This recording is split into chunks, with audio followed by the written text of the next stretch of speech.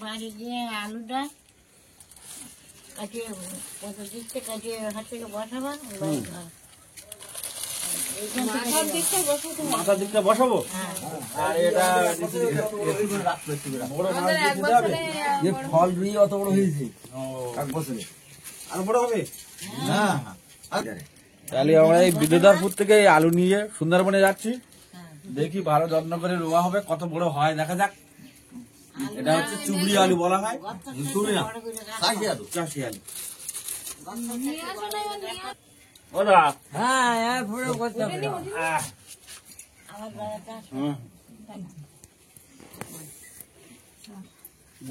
হলেও তো বয়স খুব বড়, বাবা তোর মতো আর কি হবে, 92 বছর বয়স। কাকির মতো থাকতো মনে হচ্ছে, সে তো আর যাওয়ার ইচ্ছা করছে না। কদিন পরে পুজো নাও পারি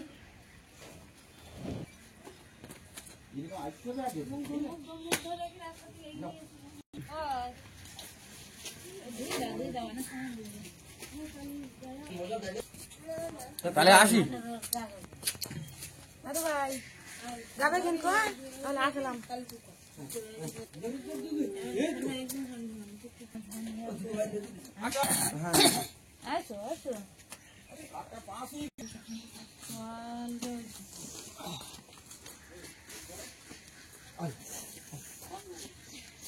চলো মা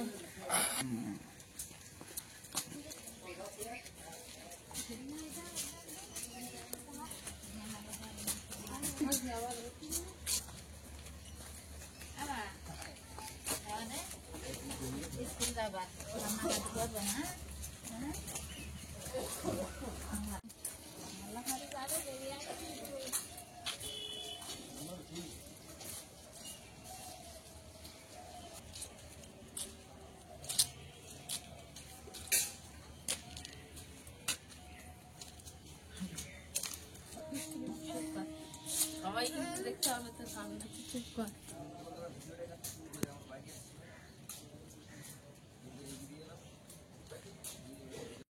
নমস্কার বন্ধুরা, সঙ্গীতার সংসারে আরো একটি নতুন পর্বে কাছে দূরে সকল দর্শক বন্ধুদের স্বাগত জানাই। আর দুই বাড়ির কাজের পরে গলাটা সত্যি সত্যি একটু সমস্যা হচ্ছে। আর আজকের পর্বটা তো এই একটা নতুন সকাল দিয়ে শুরু হচ্ছে, আর নতুন সকালটাও শুরু হয়েছে বাবা মা কাকা কাকিমা জামাইবাবু সবাইকে বিদায় দিয়ে। আর হ্যাঁ, সবার একটু মনটাও খারাপ আছে, তার জন্য আমাদের ঐশিকা তো কাঁদছে, দুজনরা চলে গেছে। তো কাঁদলে তো আর হবে না, পড়াশুনো আছে, এখন পড়তে যাবে ও। আজকের সকালটা এইভাবেই শুরু হলো, আমরা শুরুও করলাম। আর এরপরে বাড়ির তো একটা বড় কাজ হয়ে যাওয়ার পরে প্রচুর কাজকর্ম থাকে, তো সেগুলোই একবার হাল লাগাতে হবে। আর এখন সব থেকে আগে যে কাজটা ঐশিকাকে আগে পড়তে দিয়ে আসতে হবে। তো সম্পূর্ণ পর্বটা দেখতে থাকুন, আশা করছি ভালো লাগবে। আর যারা নতুন দেখছেন তারা প্লিজ আমার চ্যানেলটিকে সাবস্ক্রাইব করে আমার পাশে থাকবেন, বন্ধু হবেন, এগিয়ে যাওয়ার অনুপ্রেরণা দেবেন। চেয়েছিল ঐশিকা কোন ক্লাসে পড়ে, ঐশিকা এবার ক্লাস 3-তে উঠলো। হ্যাঁ, ঐশিকা এবার ক্লাস 3-তে, এখন ওর নতুন বই দিয়েছে, নতুন ক্লাসও শুরু হয়ে গেছে। পূজার জন্য দুদিন তো একটু পড়াশোনায় গাফিলতি হয়েছে, তো আজকে থেকে পড়াশোনায় যাবে।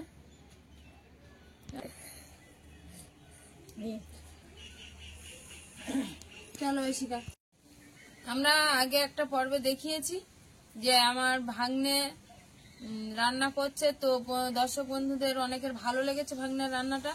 আর ভাগ্নে এটা শুনে একটা কথা বলেছে যে দুটো রেসিপি বানাতে পারে ভাগ্নে, তো তার ভিতরে যেটা দর্শক বন্ধুদের ভালো লাগবে সেটাই বানাবে। তো দুটো ছিল, একটা হায়দ্রাবাদি চিকেন আর একটা বেগমতি চিকেন। তো ভাগ্নে সেটা দর্শক বন্ধুদের কাছে রেখেছিল যে কোনটা বেশি পছন্দের।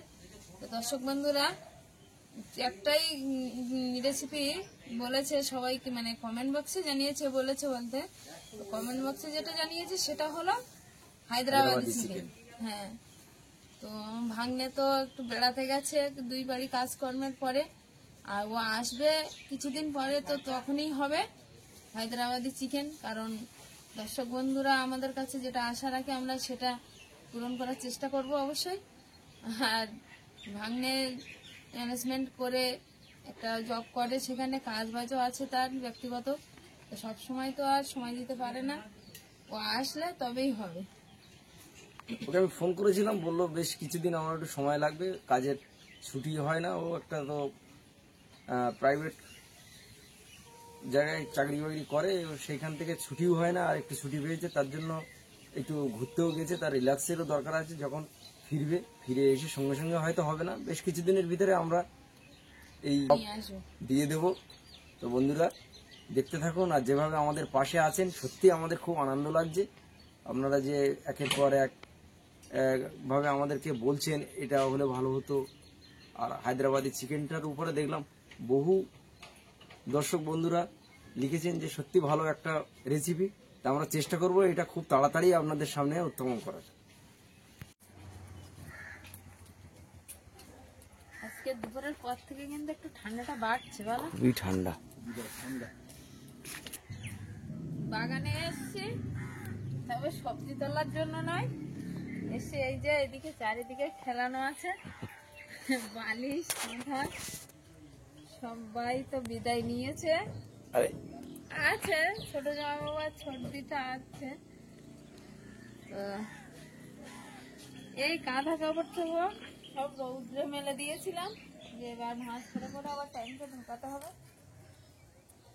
রৌদ্র চলে গেছে, রৌদ্র চলে গিয়ে আর এখন ছাওয়া পড়ে গেছে, তার জন্য এগুলো তুলে নিতে হবে অনেকটাই জিনিসপত্র। আর সেই সকালবেলা একবারে হবে সব? না, একবারে তো হবে না। এই সকালে বাবা মা কাকা কাকিমা জামাইবাবু সবাই চলে যাওয়ার পর এই সব মেলে দিয়েছিলাম, দিয়ে আর বাড়ি রান্না খাওয়া করে একটু বাড়ি ঘর পরিষ্কার পরিচ্ছন্ন করে আর এই আবার তুলতে চলে এসেছি, কারণ ছাওয়া পড়ে গেছে, জিনিসগুলো আবার বেশি ঠান্ডা হয়ে যাবে এরপর, তার জন্য বাগানে চলে এসছি।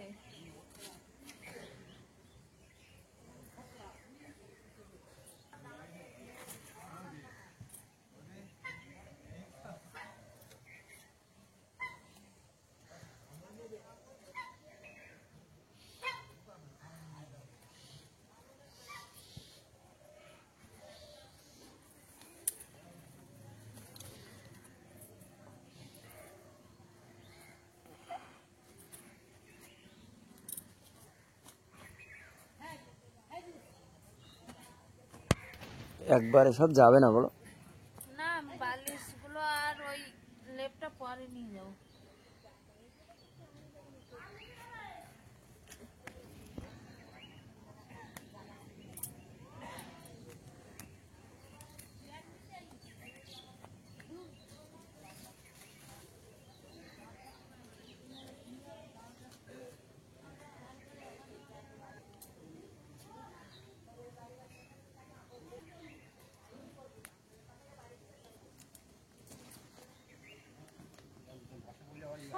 ঠান্ডা হয়ে গেল।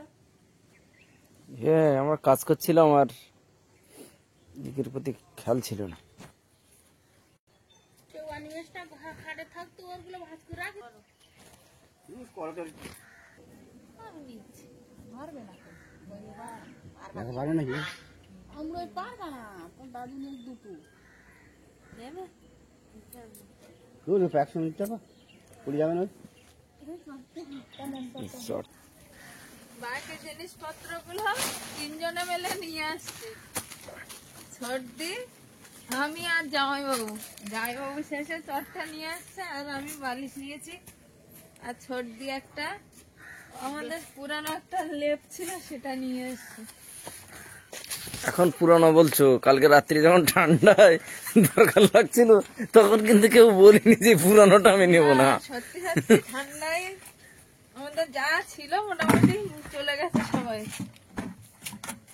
অসুবিধা তো হয়নি, যা ব্ল্যাঙ্কেট হ্যাঁ এগুলো ছিল। ঠান্ডাও পড়েছে, তার উপরে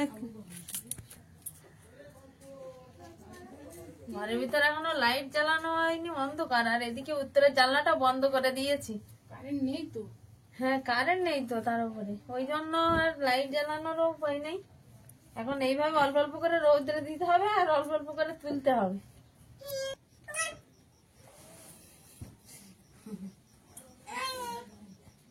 বিকালবেলা যে বাড়ির কাঁথাগুলো রৌদ্রে দেওয়া হয়েছিল তার কভার লাগাচ্ছি বসে বসে রাত্রে, তো তুলতে হবে, কারণ এত জিনিস তো বাইরে রাখা যাবে না। বা কি, হ্যাঁ বালিশের কভার লাগাই। বস বস, হ্যাঁ বস, বস, আমি কাজ করি। করতে হবে। দিদির বই, দিদির বই। হ্যাঁ,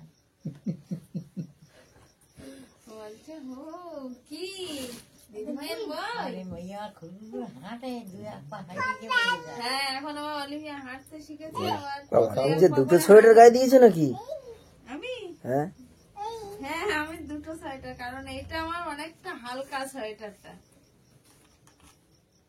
এই সোয়েটারটা আমি যখন 9-এ পড়ি তখন কেনা হয়েছিল, ওই জন্য হালকা হয়ে গেছে, তার জন্য দুটো করে সোয়েটার পরে।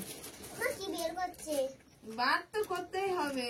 ওগুলো কি জানো অলিভিয়া, জানো? এই তো আলমিয়া, আমার 6টা আর বুনুর জামা। হ্যাঁ, সীমা দিদি বড়দি দিয়ে গেছে। ওই দেখো আমাদের অলিভিয়া দিদির দেওয়া উপহার বার করে ফেললো। মা এটা আমি আমাকে আর বার করতে হলো না। মা এটা আমি পরি। পড়বে কি এটা দেখি? 6টা। সেটা বড় সোয়েটার তো, ভালোই। বড় সোয়েটার তো। আমার গায়ে হবে। হ্যাঁ এটা কালো। হ্যাঁ, অলিভিয়ারটা কালো, দেখছি ওরটা। আগে ঐশিকা বললো আমি পরবো মা, তো ঐশিকারটা আগে লাগিয়ে নি। অনেক বড়।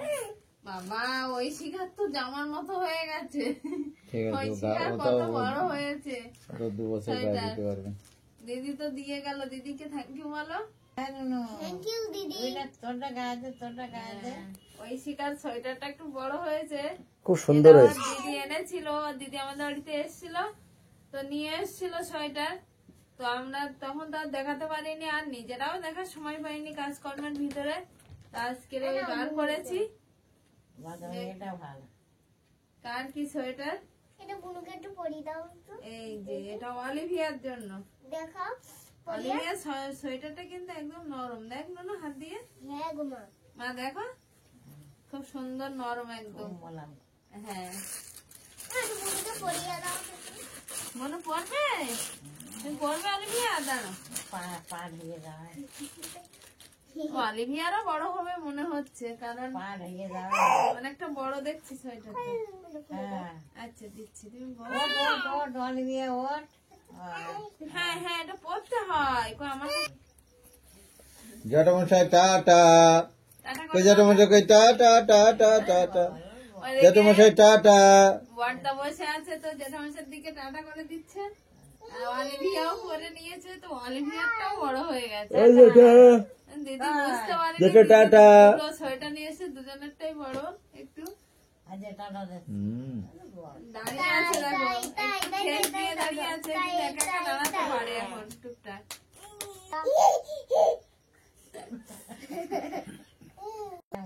ওই শিকার দিদি যে গিফট গুলো এনেছিল তো এখন দেখালাম, আগে দেখাতে পারিনি, বললাম অনেকটাই কাজ ছিল।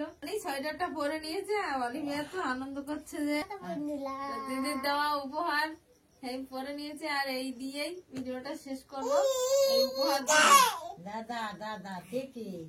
তো বন্ধুরা, ভিডিওটা কেমন হয়েছে জানাবেন, লাইক কমেন্ট শেয়ার করে আমার পাশে থাকবেন, বন্ধু হবেন। দেখা হচ্ছে আগামী পর্বে, ততক্ষণ আপনারা ভালো থাকবেন, সুস্থ দাদা থাকবেন। টাটা, দাদা টাটা, টাটা। টাটা। বাবা।